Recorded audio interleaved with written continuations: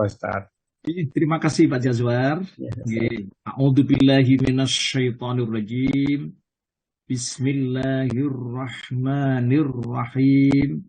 Assalamualaikum warahmatullahi wabarakatuh. Waalaikumsalam Waalaikumsalam warahmatullahi wabarakatuh. wabarakatuh. Alhamdulillah alladzi an'amana bi ni'matil imani wal islam. Alladzi nahmaduhu wa nasta'inuhu wa nastaghfiruh wa na'udzu billahi min syururi anfusina wa min sayyiati a'malina may yahdillahu fala mudhillalah wa may yudlilhu fala hadiyalah. Amma ba'du. Yang dimuliakan Allah, yang terhormat ya ke Bapak Pembina, yaitu Ustadz Haji Soekardi beserta seluruh keluarga. Kemudian tidak kita lupakan guru-guru kita semuanya. Mudah-mudahan Allah menganugerahkan selalu dalam keadaan sehat walafiat, diberikan oleh Allah keselamatan semuanya, yang telah mentransfer ilmu-ilmunya ya kepada para santrinya, para muridnya. Semoga menjadi ilmu yang bermanfaat.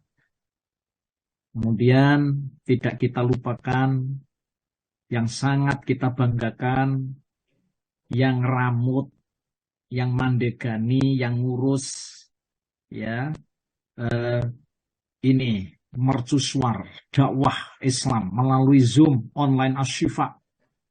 Semoga seluruhnya diparingi Allah anugerah ya kesehatan, selamat semuanya. Kemudian tidak kita lupakan yaitu para donatur. Masya Allah. Jadi nanti kita akan bisa ngambil hikmah dakwah itu memang harus didukung, disokong itu dengan yang namanya dana. Nanti insya Allah kita bisa ngambil hikmah peran Nabi ya dalam usaha memperdagangkan harta Khadijah. Nanti kita akan pirsa siapa Khadijah itu. Kemudian siapa Rasulullah Muhammad Sallallahu Alaihi Wasallam dalam kelangsungan dakwah itu. Kemudian yang dibanggakan Allah, yang dimuliakan Allah, yang disayang Allah, bapak-bapak, ibu-ibu, seluruh jamaah yang pada pagi hari ini semoga Allah menganugerahkan bapak ibu semuanya itu bisa ikut bergabung ya ada di pagi hari ini yang dimuliakan Allah. Semoga Allah menganugerahkan juga seluruh jamaah ya Allah menganugerahkan panjenengan semuanya meningkat kualitas keimanan dan ketakwaannya kepada Allah Subhanahu wa Ta'ala dengan kita tetap menuntut ilmu terus. Bapak Ibu yang dimuliakan Allah Subhanahu wa Ta'ala, pada pagi hari ini rupanya tetap berlanjut kisah dan sejarah Nabi Muhammad SAW atau biografi Rasulullah ini ya. Pagi hari ini saya ingin menyampaikan tema kita itu ingin ya menelusuri, menyaksikan ya peran Nabi Muhammad SAW dalam perang Fijar. Nah, ini Bapak Ibu ini sudah mulai membahas mengenai perang. Nah, Masya Allah ya. Kemudian terus peran Nabi Muhammad dalam ikut ya berkumpul dalam perjanjian Khilful Fudul. Nah, ini Khilful Fudul itu apa? Nanti kita ketahui. Kemudian juga keikutsertaan Rasulullah ya usaha memperdagangkan harta Khadijah. Bapak Ibu, ulama sejarah ya itu mencatat Ini saya ambil kronologinya dulu. Ya. Suatu hari saat usia Nabi Muhammad ini sudah mencapai usia remaja ya, jadi menginjak remaja Bapak Ibu, usia 12 tahun. Itu kemarin sudah saya sampaikan. Tapi ini runtut, maksudnya saya sampaikan singkat ya. Beliau kan ikut membantu pamannya Abu Thalib ya, membawa barang-barang dagangan. Itu bersama rombongan kafilah dagang ya, menuju ke negeri Syam. Ngerti Bapak Ibu? Lah, negeri Syam ini itu jaraknya dengan Mekah, itu saya lihat di geografi itu lebih kurang 1.500 kilo Bapak Ibu.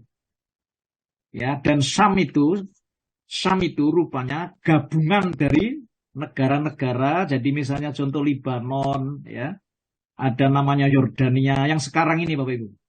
Kemudian Palestina, itu masuk dalam kategori dulu namanya Syam. Ya. Dalam suatu perjalanan, ya, ketika rombongan kafilah itu tiba di kota Busro, yang kemarin saya singgung sedikit, jadi suatu daerah yang sudah termasuk wilayah Syam itu. Ibu kota Hauron. Jadi ibu kotanya itu namanya Hauron dulu.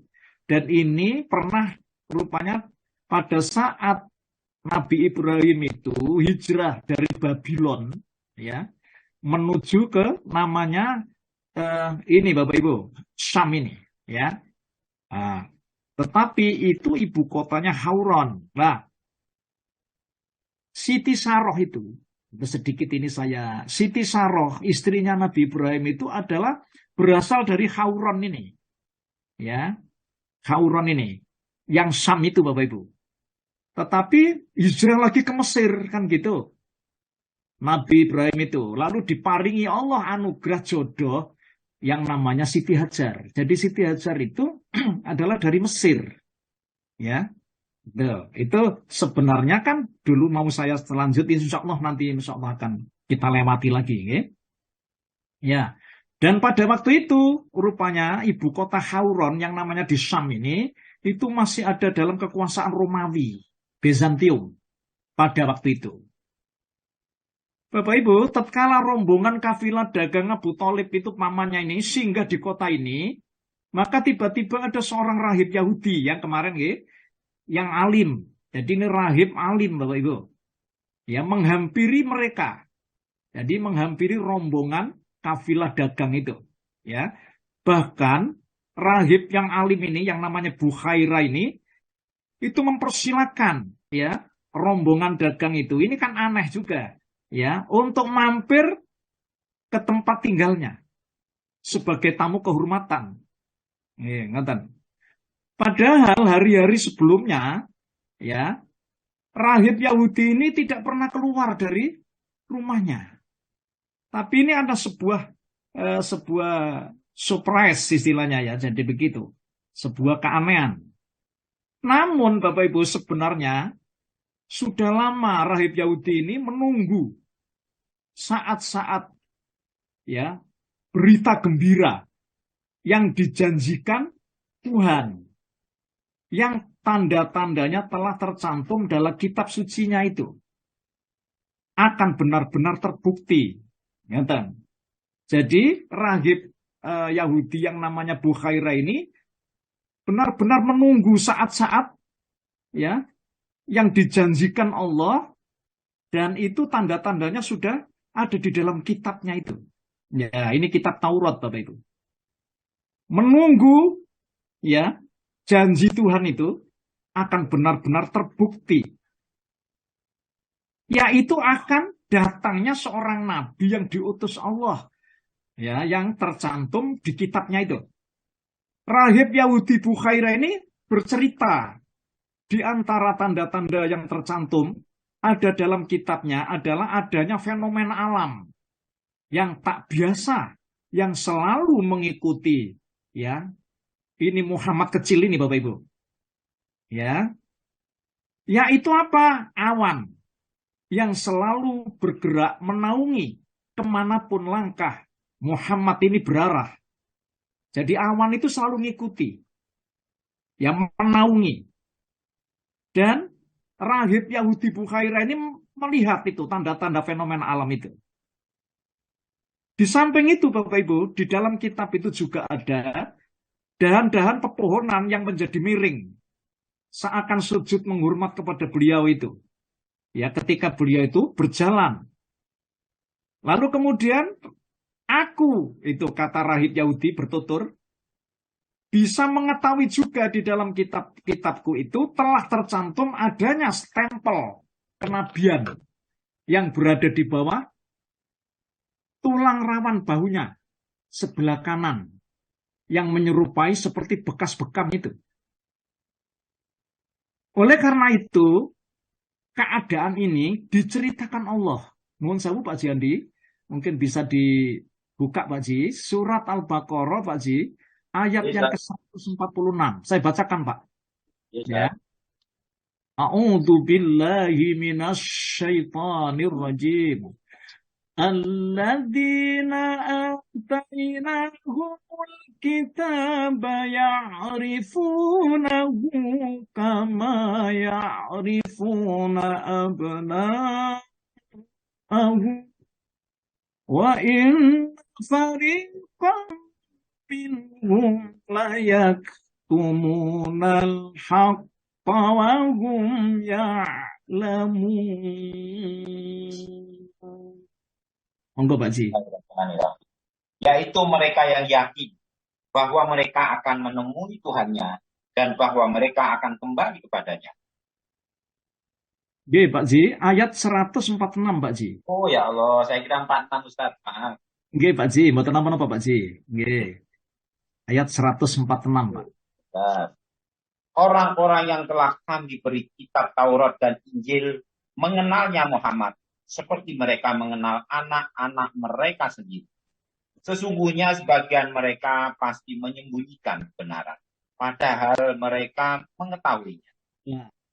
Bapak Ibu, ayat ini memberitahukan kepada kita bahwa orang-orang ahli kitab, Yahudi dan Nasrani, yang telah kami beri kitab itu, maksudnya Taurat dan Injil, itu mengenal Nabi Muhammad seperti mereka mengenal anak-anaknya sendiri.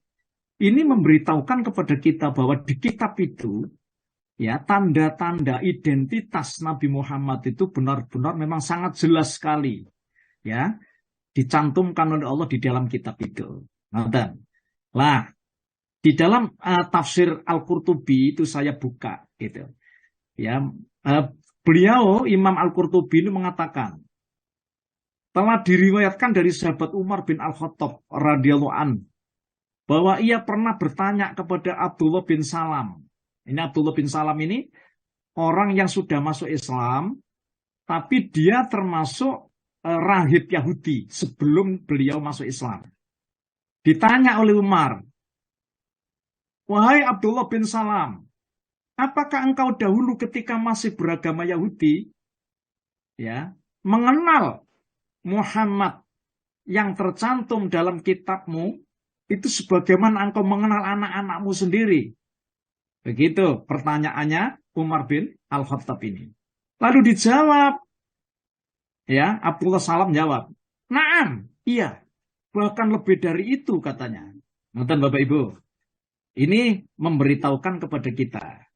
Bahkan, ya, keislaman Salman Al-Farisi juga disebabkan ia telah melacak berita tentang diutusnya Nabi Muhammad Shallallahu Alaihi Wasallam dan sifat-sifatnya di dalam kitab Injil.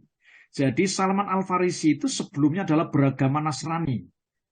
Lalu kemudian beliau itu melacak di dalam kitab Injil itu. Akhirnya Salman Al-Farisi ini akhirnya masuk Islam, Bapak Ibu. Ya, beliau juga melacak informasi dari para pendeta dan ulama-ulama ahli kitab. Kejadian ini tidak bisa dipungkiri keberadaannya oleh kebanyakan ahli kitab yang mengingkari adanya pemberitaan tersebut. Atau karena tidak adanya isyarat penyebutan, ya, Nabi Muhammad Shallallahu Alaihi Wasallam di dalam kitab Injil yang beredar sekarang ini. Jadi kitab-kitab Injil yang beredar sekarang ini identitas itu sudah tidak ada, Bapak Ibu, sudah diambil, sudah dilepas, ya. Sebab terjadinya pemalsuan dan perubahan secara beruntun pada kitab-kitab tersebut telah diketahui dan diakui oleh semua pihak. Maha benar Allah, ya, yang berfirman di dalam kitabnya. Bapak Ibu, keadaan ini diceritakan Allah sebenarnya di dalam Al-Quran. Monggo Pak Ji Andi, surat Al-Baqarah Pak Ji, ayat 78 sampai 79 Pak. Saya bacakan. Wa minhum lam kita illa aman illa aman illa yadun fawailun lil kubu kita biaidihim summa yakulu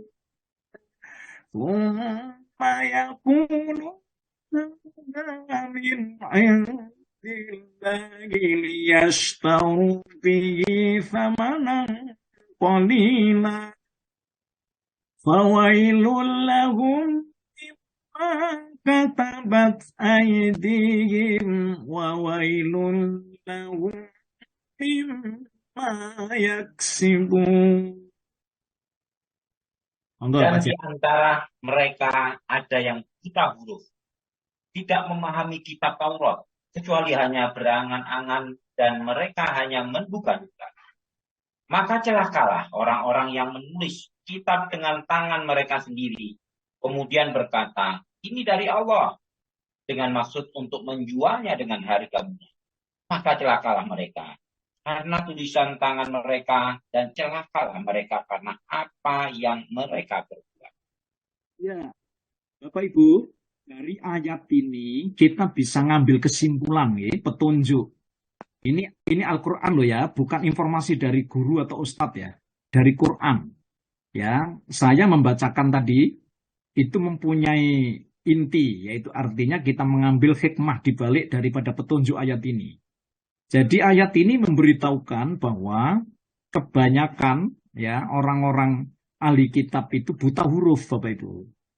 Dia cuma hanya mengikuti persangkaan dan dugaan saja dalam kitab itu. Kemudian yang mempunyai tingkatan dia sudah membaca kitab mereka, yaitu termasuk rahib-rahib Yahudi, itu dia rupanya menulis kitab mereka itu dengan tangan-tangan mereka sendiri. Jadi artinya ngerubah kitab itu tidak sesuai dengan apa yang diingini oleh hawa nafsu mereka, oleh keinginan mereka, sehingga mereka mengganti dan menulis dengan tangan-tangan itu. Ini salah satu di antara indikasi bahwa sifat-sifat identitas Rasulullah Muhammad itu sudah dihilangkan di kitab itu. Ngoten. Apa sebabnya? Ya karena kebencian, karena kedengkian. Itu salah satu di antaranya. Kemudian yang kedua, itu gara-gara karena di dalam kitab Quran itu mengungkap ya sebenarnya, mengungkap fakta yang sebenarnya. Padahal mereka sudah banyak yang menyembunyikan isi daripada kitab mereka itu. Sehingga mereka sangat benci kepada Nabi Isa. Sehingga Nabi Isa itu rupanya juga dikejar-kejar, ya, dia berusaha menangkap hidup atau mati. Bahkan Isa itu difitnah, katanya anak zina dan lain-lain oleh mereka. Tetapi ada yang pro, Bapak Ibu. Lah yang pro inilah ya menganggap bahwa Isa itu anak Tuhan. Dan dia rupanya mempersembahkan dirinya itu untuk digantung atau disalib di tiang salib dalam rangka menebus dosa. Nathan, ini nih yang saya baca di kitab mereka. Jadi ada orang lalu kemudian dirinya itu diserahkan untuk dipaku di tiang salib. Begitu menurut yang pro, Sedang yang kontra, Isa itu adalah penjahat. Isa itu adalah pembohong. Itu yang kontra. Oleh karena itu sampai orang ini menolong, makanya dikatakan Nasrani, penolong Isa, penyelamat Isa. Nah, ngoten. Sehingga Isa itu adalah penebus dosa. Ngoten. Sehingga menurut keyakinannya orang Nasrani, Bapak Ibu, kawan kita yang Nasrani mengatakan bahwa dia telah berkorban untuk umat manusia agar supaya umat manusia dosanya sudah hapus, habis, sudah tidak punya dosa sama sekali. Ngoten, karena sudah ditebus dengan pengorbanan ya Tuhan ini, anak Tuhan ini. Begitu menurut keyakinan mereka. Bapak Ibu yang dimuliakan Allah. Jadi kisah Rahib Bukhairah ini diriwayatkan oleh jumhur ulama sejarah, Pak. Bahwa para ahli kitab dari kalangan Yahudi dan Nasrani memiliki pengetahuan tentang diutusnya Nabi dengan mengetahui tanda-tanda dan sifat-sifatnya yang terdapat dalam kitab Taurat dan Injil itu. Maka mereka sangat mengharap kedatangan seorang Nabi yang diutus itu. Mereka berkata, kami akan mengikutinya dan kami akan bersamanya untuk memerangi musuh-musuh kami hingga kami mendapatkan kemenangan. Akan tetapi setelah mereka mengetahui diutusnya Rasulullah Shallallahu Alaihi Wasallam ya yang sudah dicantumkan di kitab mereka tanda-tanda dan identitas itu ya, ternyata mereka mengingkari janji yang telah mereka ikrarkan itu, Bapak Ibu. Hal ini juga diceritakan Allah di dalam surat Al-Baqarah. Monggo, surat Al-Baqarah ayat 89, Pak Ji. Nah, saya berikan, Pak. Walamma ja'ahum kitabun min indillahi musaddiqun lima ma'ahum وكانوا من قبل يستفتحون على الذين كفروا فلما جاءهم ما عرفوا كفروا به فلعنة الله على الكافرين. Dan setelah sampai kepada mereka kitab Al-Quran dari Allah yang membenarkan apa yang ada pada mereka. Sedangkan sebelumnya mereka memohon kemenangan atas orang-orang kafir. Ternyata setelah sampai kepada mereka apa yang telah mereka ketahui itu, mereka mengingkarinya. Maka laknat Allah bagi orang-orang yang ingkar. Bapak Ibu, Pak Jenengan bisa mengetahui dari ayat Quran ini kan? Jadi setelah datang kepada mereka Quran, lalu kemudian diutusnya Nabi Muhammad, ternyata mereka mengingkari. Padahal sebelumnya itu dia mengharap kedatangan seorang Nabi yang akan ya bergabung dengan Nabi itu untuk memusuhi musuh-musuh mereka. Ternyata setelah dia mengetahui bahwa Nabi itu sudah diutus dengan membawa kitab Quran, mereka ingkar, Bapak Ibu. Masya Allah. Masya Allah, akhirnya kemudian Allah melaknat mereka. Begitu kronologi kisahnya, Pak. Jadi saya ulang sedikit, saya ulangi. Jadi orang Yahudi itu sangat benci kepada Isa, sangat benci Bapak Ibu. Kenapa kok benci? Satu, bahwa kebenaran terungkap, ya, yang tidak sesuai dengan apa yang selama mereka itu melakukan kehidupan itu. Jadi akhirnya kebenaran terungkap. Rahasianya itu terungkap gitu. Sehingga mereka itu rupanya mengejar-ngejar Isa itu mau dibunuh gitu. Bahkan berkomplot dengan penguasa pada waktu itu. Ini agama Yahudi ini, ya. Tetapi agama Nasrani mboten. Nasrani itu mendukung Isa, bahwa Isa itu anak Tuhan. Karena spektakuler mukjizatnya, bisa menghidupkan orang yang sudah mati, ngaten nggih? Tetapi mereka berlebihan menganggap Isa itu anaknya Tuhan. Bahkan ya Nasrani punya keyakinan bahwa disalibnya Isa itu adalah dalam rangka jadi korban dan dia mengorbankan dirinya untuk menebus dosa. Wallahu a'lam bishawab. Itu asalnya sama-sama Yahudinya, tapi ada yang kontra dan pro ini tadi, Bapak Ibu. Bapak Ibu yang dimuliakan Allah Subhanahu wa taala. Ngaten nggih? Pun. Tuh ya. Oleh karena itu rahib Yahudi tadi menasehati Abu Thalib. agar segera membawanya pulang kembali. Nah ini nuwun sewu, Rasulullah sudah pernah ikut berdagang membantu pamannya. Ini menuju ke Sam, tetapi di tengah perjalanan dicegat oleh rahib Yahudi namanya Bukhaira tadi, dan rahib ini menasihati Abu Thalib agar segera membawanya pulang kembali Muhammad itu. Ia khawatir jika nanti diketahui oleh orang-orang Yahudi, menurut rahib ini, mereka akan menyakitinya. Ngerti Bapak Ibu? Oleh karena itu, rupanya Abu Thalib ini sangat perhatian kepada nasihat daripada rahib Yahudi Bukhaira ini, sehingga tidak melanjutkan menuju ke Syam, Bapak Ibu, mengajak keponakannya ini balik lagi kembali ke Mekah. Dan ini termasuk perjalanan Nabi, Bapak Ibu, untuk menjemput rizki, maksudnya itu ya. Jadi untuk menjemput karunia Allah, karena beliau rupanya mengetahui sejauh mana pamannya Abu Thalib itu, karena putranya banyak. Abu Thalib itu bukan orang yang kaya, Bapak Ibu. Sehingga Nabi Muhammad ini mulai dari usia 8 itu sudah rela untuk mengembala kambing. Itu karena melihat bahwa pamannya itu memang tidak begitu banyak harta gitu. Bapak Ibu yang dimuliakan Allah, ya, diceritakan oleh para ahli sejarah, ketika usia Rasulullah Muhammad Shallallahu Alaihi Wasallam menginjak 15 tahun, dalam catatan sejarah itu bertepatan dengan tahun 586 Masehi. Ya, terjadilah di kota Mekah itu konfrontasi peperangan terbuka, Bapak Ibu. Nah, jadi ketika usia Rasulullah itu usia 15 tahun, jadi menginjak remaja, ya, usia remaja. Di Mekah terjadi peperangan.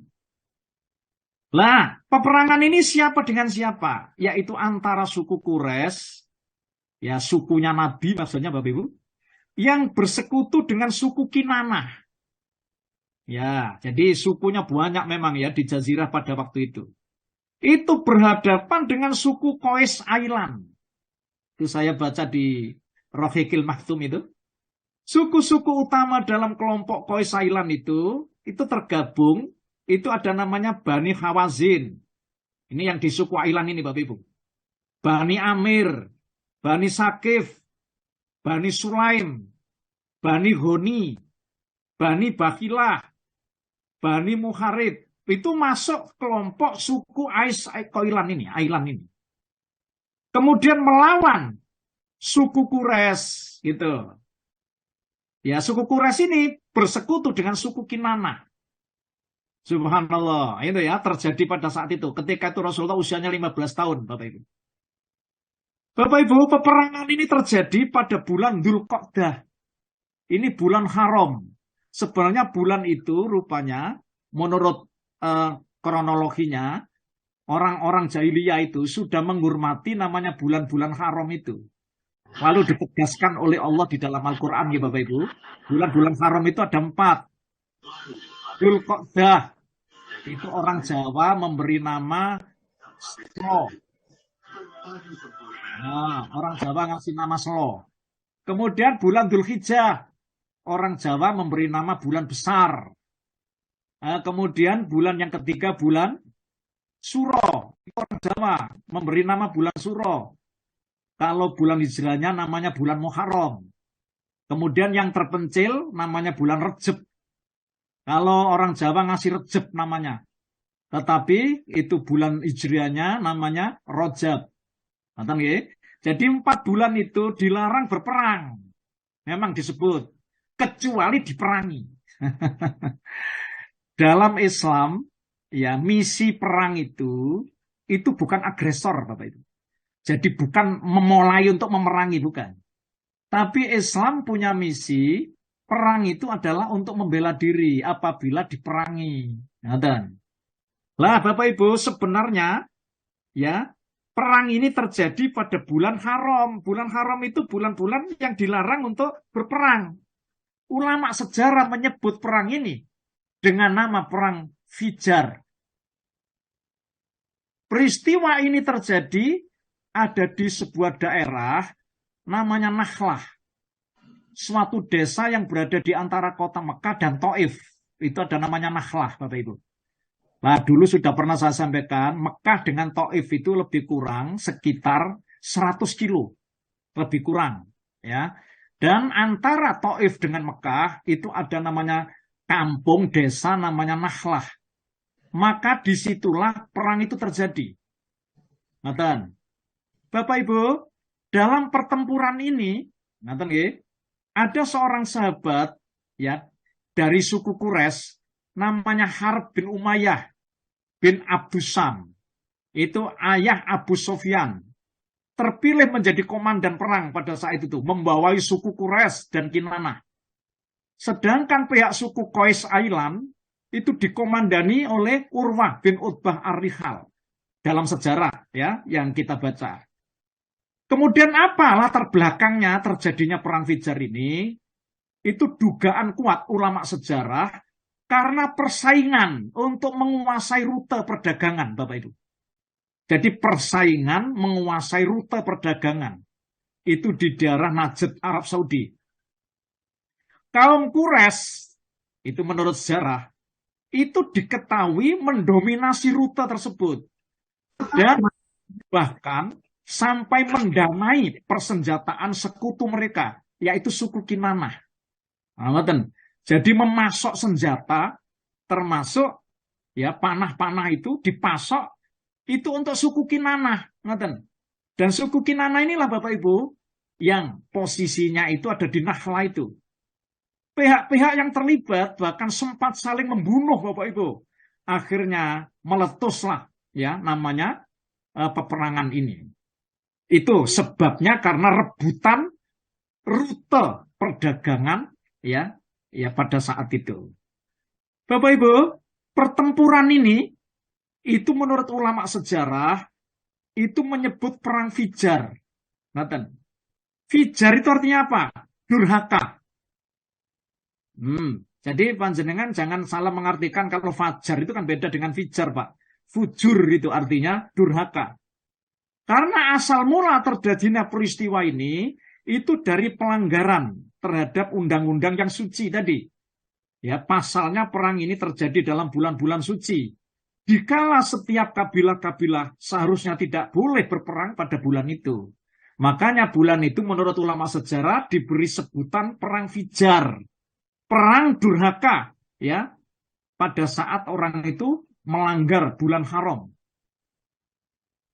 Bapak Ibu yang dimuliakan Allah. Dalam peperangan ini ya Muhammad pada saat itu usianya Bapak Ibu masih menginjak remaja, yaitu usia 15 tahun. Ya, bertepatan dengan 586 itu Masehi tadi, ya. Lah, kemudian Rasulullah itu ikut terlibat dalam perang ini, Bapak Ibu. Namun beliau hanya membantu mengumpulkan anak-anak panah bagi paman-pamannya untuk dilemparkan kembali ke pihak musuh. Dalam perkembangannya Rasulullah Shallallahu Alaihi Wasallam menurut sejarah juga ikut melepaskan anak panah itu ke arah musuh itu. Oleh karena itu pertempuran ini adalah pengalaman perang pertama yang dialami oleh Nabi Muhammad Shallallahu Alaihi Wasallam ketika usianya menginjak remaja 15 tahun itu. Rasulullah rupanya sudah mempunyai pengalaman mengangkat senjata. Nonton Bapak Ibu, memanggul senjata, panah-panah itu dikumpulkan, lalu kemudian diserahkan kepada paman-paman mereka, lalu dipakai memanah. Bahkan menurut sejarah Rasulullah itu pernah juga ikut memanah musuh itu. Jadi berarti kan Rasulullah ikut terlibat pada perang Fijar itu Bapak Ibu. Nah, ngaten. Rasulullah Muhammad ikut berperang, ada di pihak yang benar.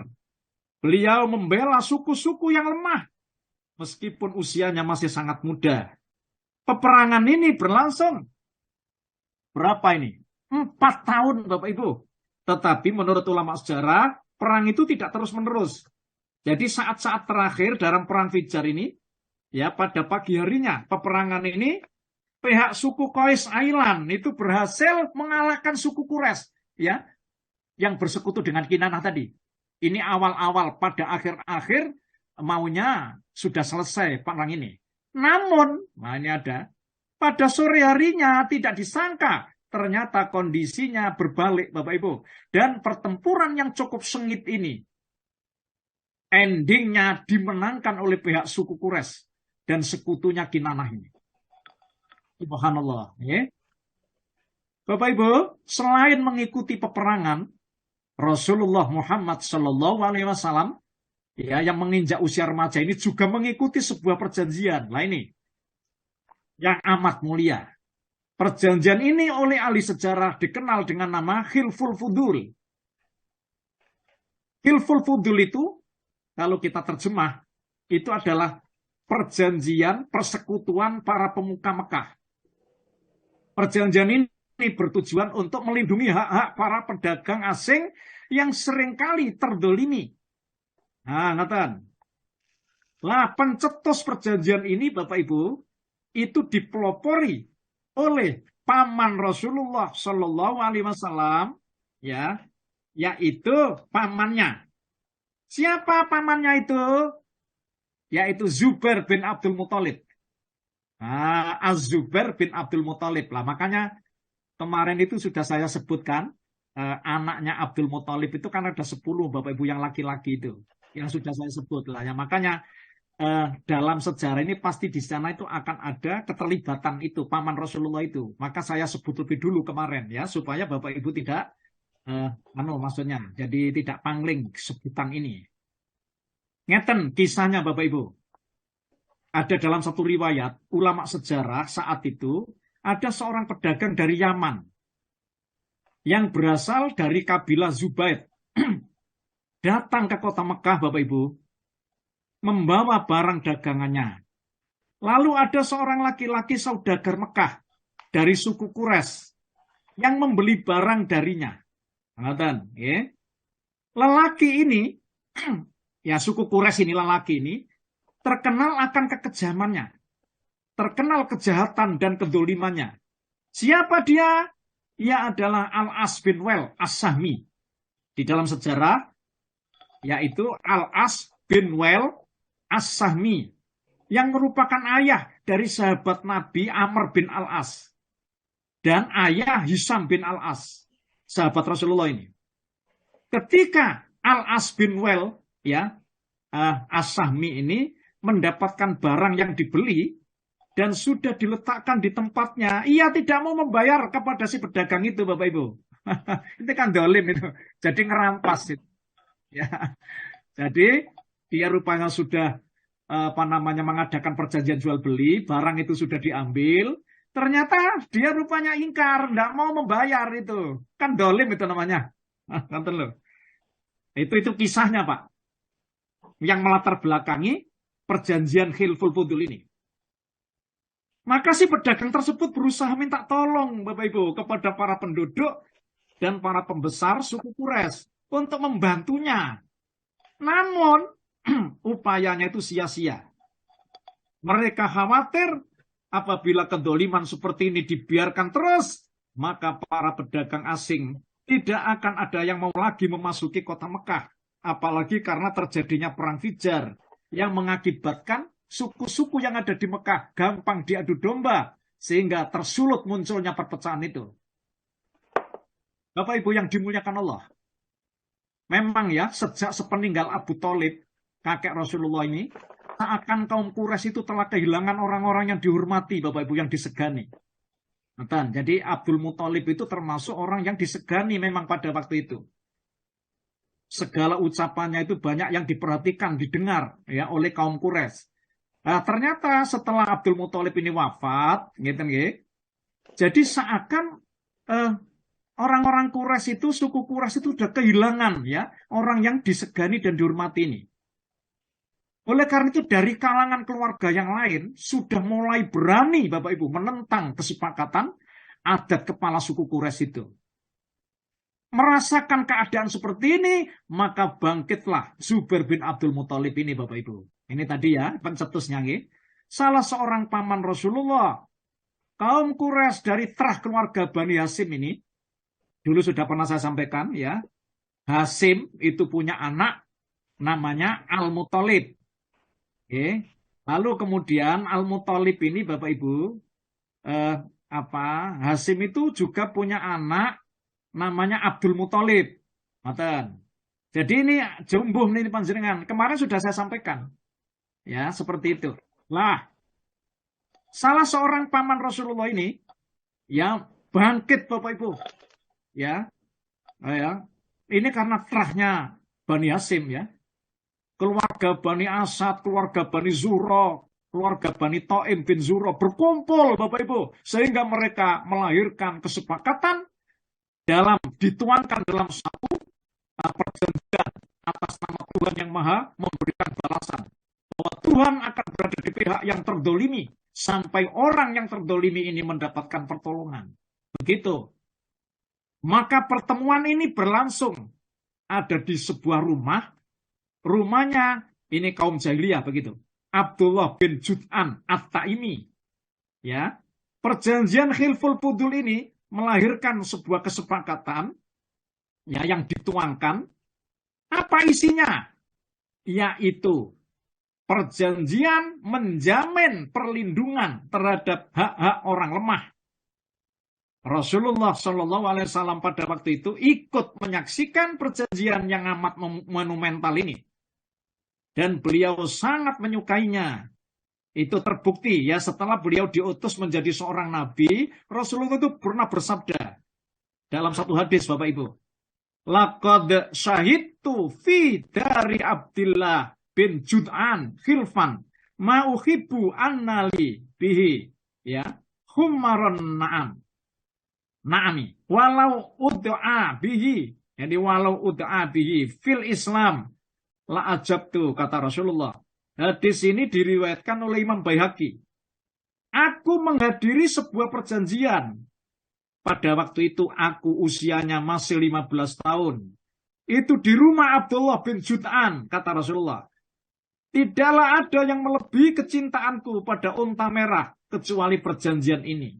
Dan orang-orang Quraisy itu Bapak Ibu, itu unta merah itu unta yang paling mahal, yang paling bagus. Maksudnya. Sehingga ucapan Rasulullah ini itu sebagai jaminan. Ya, tidak ada yang lebih aku cintai dalam perjanjian ini, walaupun itu ditebus dengan unta merah. Andai aku diajak untuk menyepakati perjanjian ini di masa Islam, aku pun akan mendatanginya. Begitu Rasulullah membanggakan dan ikut terlibat pada perjanjian Khilful Fudul itu. Bapak Ibu yang dimuliakan Allah, ini dalam sejarah ya. Dan hadis ini itu disahihkan oleh Imam Al-Albani ya, di dalam silsilah as-sahihah. Dan hadis ini Bapak Ibu itu nomor 1900. Bapak Ibu yang dimuliakan Allah, ngaten nggih? Pun ini keterlibatan Nabi dalam perang Fijar dan keterlibatan peran Nabi di dalam perjanjian Khilful Fudul. Dalam sejarah begitu, Bapak. Kemudian kita sekarang mengurai sedikit mengenai masalah Khadijah. Nama Khadijah itu pada waktu itu sudah tidak asing bagi masyarakat Mekah. Karena orang ini adalah saudagar wanita yang kaya raya di kota Mekah, Bapak Ibu. Nonton ya? Lah ini insya Allah kisah ini nanti akan saya angkat pada pertemuan yang akan datang mengenai bahwa Nabi Muhammad itu rupanya setelah dia ya ikut memperdagangkan barang-barang Khadijah, lalu Khadijah itu simpati kepada Rasulullah. Itu nanti Pak, insya Allah akan saya sambung. Sehingga Rasulullah sampai menikah dengan Khadijah.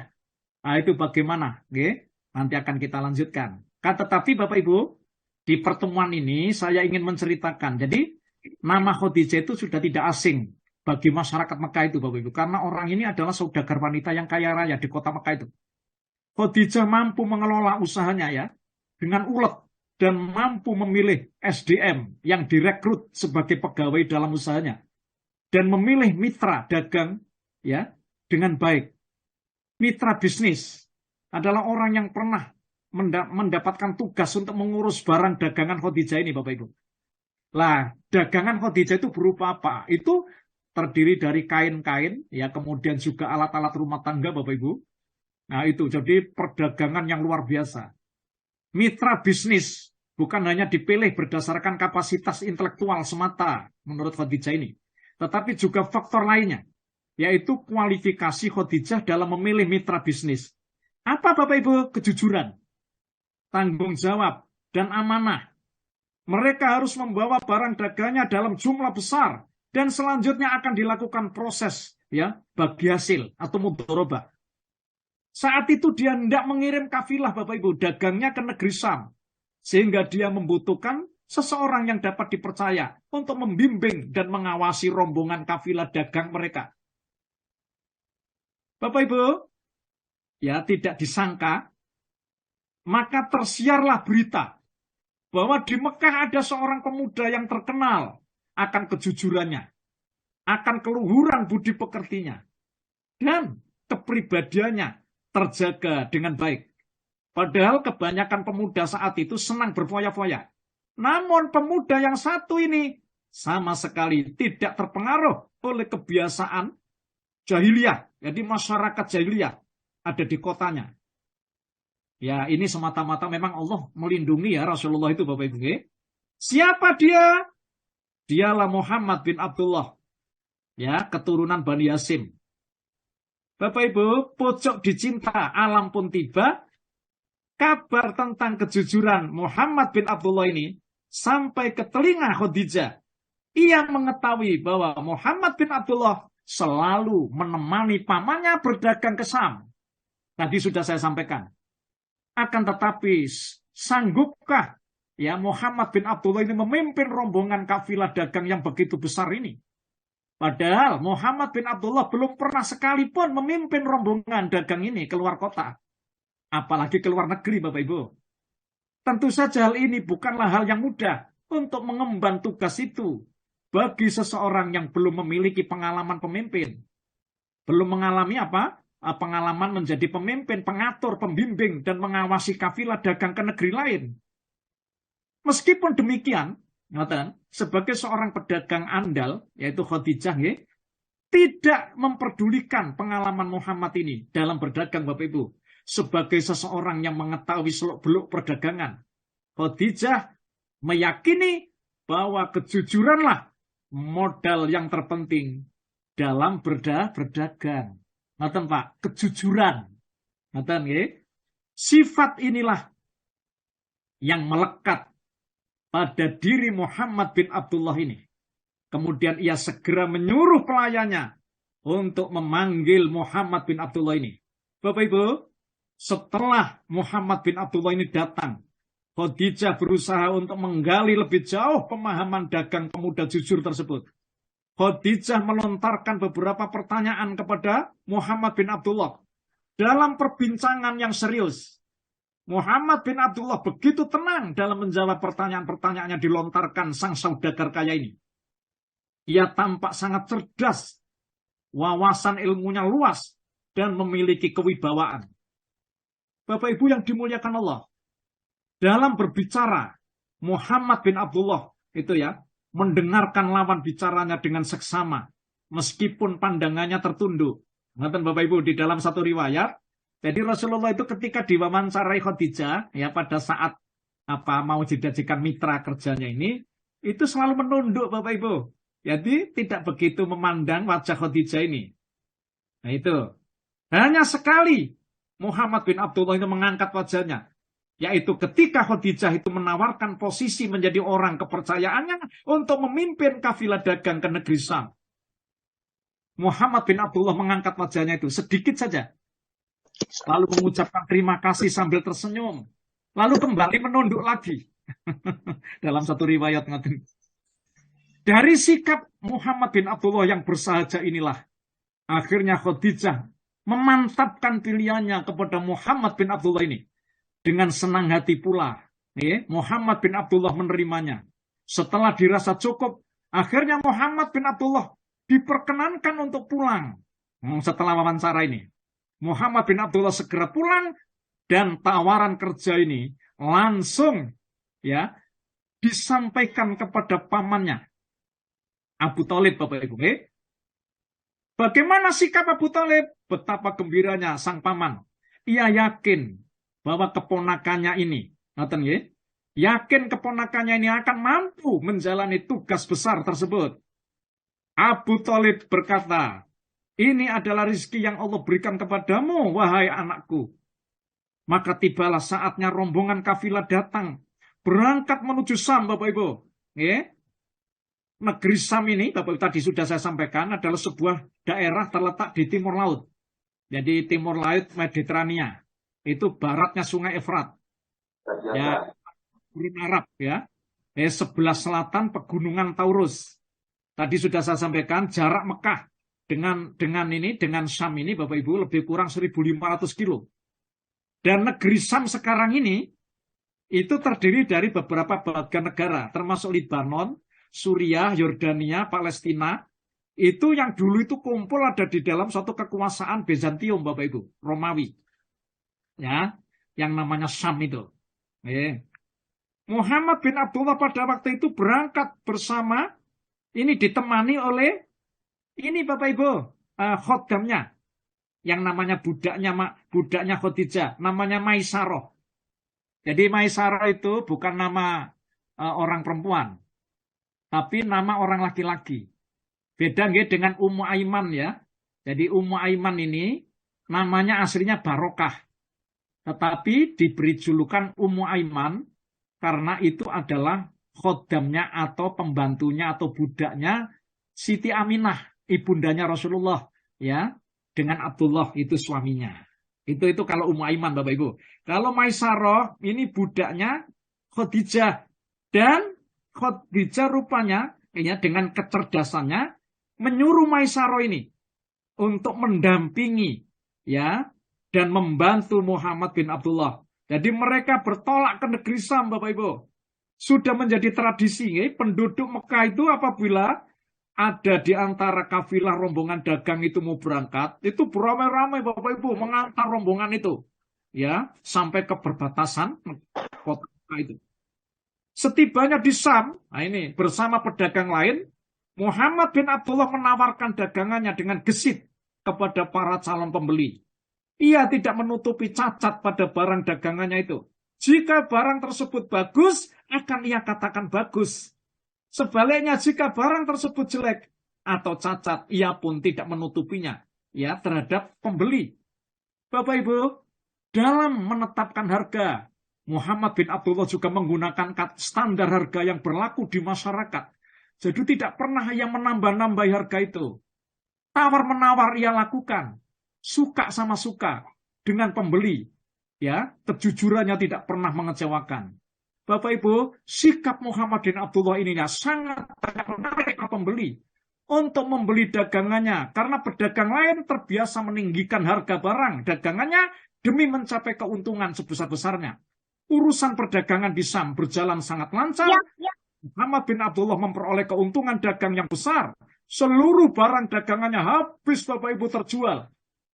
Ya, bahkan Rasulullah dengan Maisarah ini membeli barang-barang itu dari Sam lalu dibawa ke Mekah, dijual di kota Mekah. Masya Allah, kepulangan mereka disambut antusias penduduk Mekah. Matan, barang yang mereka bawa dari Sam pun berhasil dijual hingga habis di Mekah. Halo. Berlipat ganda. Tentu saja hal ini membuat gembira Khadijah yang memeleh Muhammad bin Abdullah karena reputasi kejujurannya. Bapak Ibu yang dimuliakan Allah, ngaten nggih. Setelah pelayannya kembali selepas safar bersama Rasulullah untuk berdagang ya dari Sam dan melihat cara berdagang Nabi, Maisarah segera mengabarkan kepada Khadijah tentang hakikat gerak-gerik Rasulullah ketika berdagang. Masya Allah.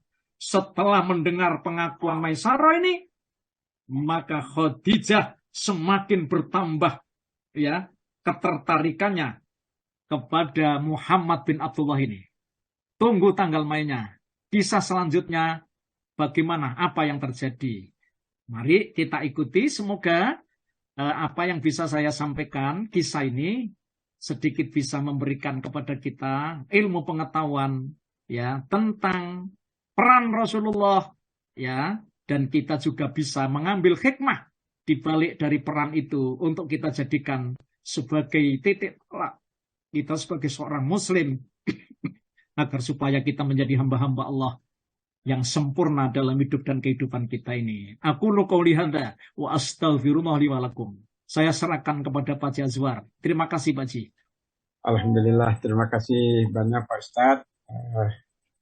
Penjelasan tentang surah Nabi Shallallahu Alaihi Wasallam. Silakan Bapak Ibu yang ingin mengajukan pertanyaan. Sebelum ada pertanyaan, saya bertanya nih Pak Ustadz. Nggih, Pak Haji, monggo. Jadi Rasulullah umur 15 tahun itu sudah ikut berperang, bahkan diikutkan juga di Hilful Fudul, yaitu perjanjian persekutuan pedagang ya Pak Ustadz. Nah, yang saya pahami selama ini Rasulullah berperang itu menegakkan akidah. Padahal Rasulullah umur 15 tahun itu kan belum menjadi Rasul, belum mendapatkan wahyu Pak Ustadz. Nah, ini kenapa Rasulullah sudah diikutkan berperang? Apa yang diperjuangkan sebetulnya oleh Rasulullah Pak Ustadz? Karena belum dapat predikat Rasul kan Pak Ustadz, belum ada perintah, katakanlah seperti itu. Kira-kira apa ya Pak Ustadz? Ya, jadi ngeten Pak Haji.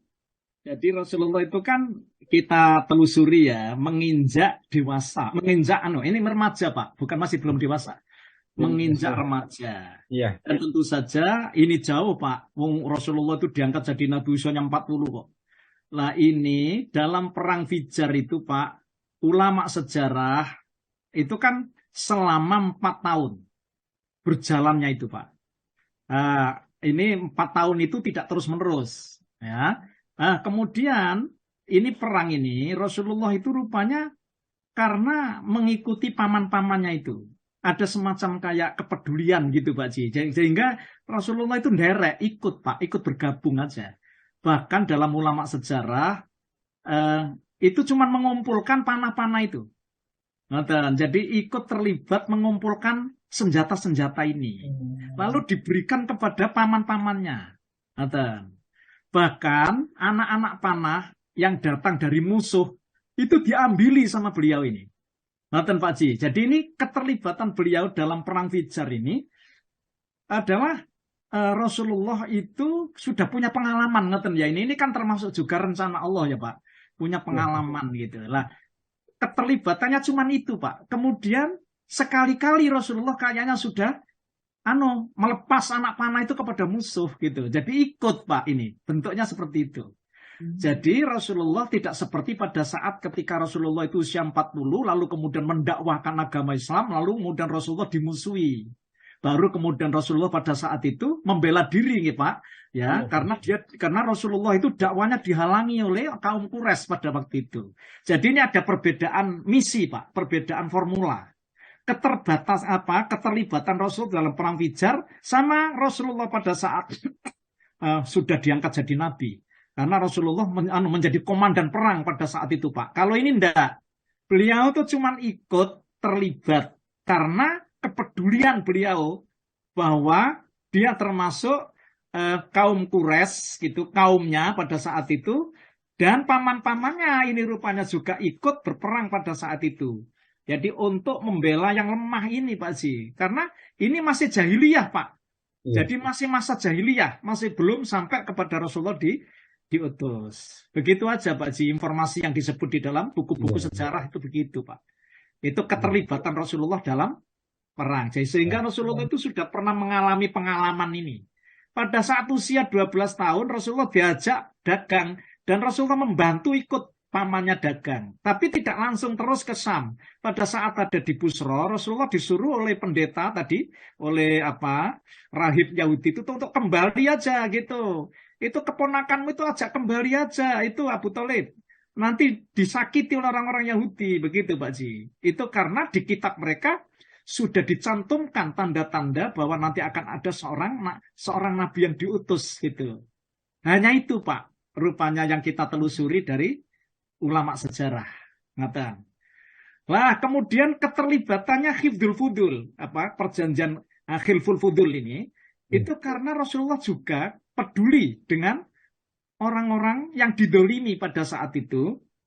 Jadi ketika Rasulullah ikut terlibat ya dalam perjanjian Hilful Fudul, itu Rasulullah sangat suka karena pada saat itu rupanya juga paman-pamannya ini, jadi bukan Rasulullah yang pada saat itu yang punya inisiatif, paman-pamannya agar supaya pedagang-pedagang yang masuk di kota Mekah itu tidak terdolimi gitu. Akhirnya dituangkanlah sebuah perjanjian. Dan perjanjian ini disukai sama Rasulullah. Buktinya Rasulullah pada saat diutus menjadi nabi, ya, itu seandainya aku diajak untuk menetapkan suatu perjanjian, maka aku tidak akan menolaknya. Karena pada saat itu rupanya juga menegakkan keadilan, menegakkan kebenaran, intinya seperti itu. Dan Rasulullah ikut terlibat pada waktu itu. Di Hilful Fudul tadi Pak Ji, ya, yang sudah saya ceritakan. Begitu Pak, jawaban dari saya insya Allah. Sebelum Nabi diangkat menjadi Rasul, penegakan kebenaran itu juga sudah ada ya Pak Ustaz? Insya Allah. Karena Rasulullah itu sejak mulai dia yatim Pak, ya, kemudian diasuh oleh kakeknya namanya Abdul Muthalib, lalu kemudian ya pada saat itu kemudian kan ibunya sedo ya Pak, ibunya sedo lalu diserahkan kepada Abu Thalib kan. Nah pada saat beliau itu melihat keluarga Abu Thalib ini kan rupanya kan sangat banyak Pak Ji. Lalu dari sudut pandang ekonomi juga termasuk paman yang kurang cukup ekonomi. Akhirnya Rasulullah itu punya kepedulian gitu, ya Allah. Gitu.